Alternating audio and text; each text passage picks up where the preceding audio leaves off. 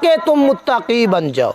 اب روزہ انسان کو متقی بناتا ہے، روزہ انسان کو پارسا بناتا ہے، لیکن ہمارا معاشرہ کیا کرتا ہے؟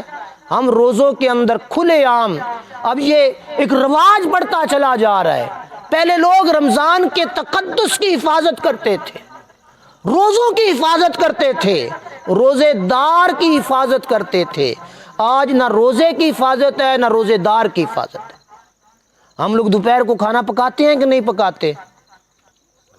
تسی سارے اپنے آٹ گواڑ یا اپنے اندر وڑ کے ویکھنا ہے۔ روزے جے ہوندے پے نے، پچھلے سال روزیاں وچ کہیں دوپہری پکا پکا کے کھادا ہے؟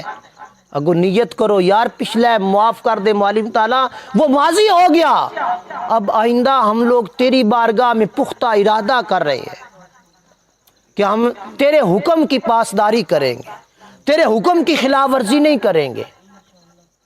جب دوپہر کو ہم لوگ کھانا بناتے ہیں تو حکم اللہ کا ہوتا ہے یا کسی اور کا ہوتا ہے؟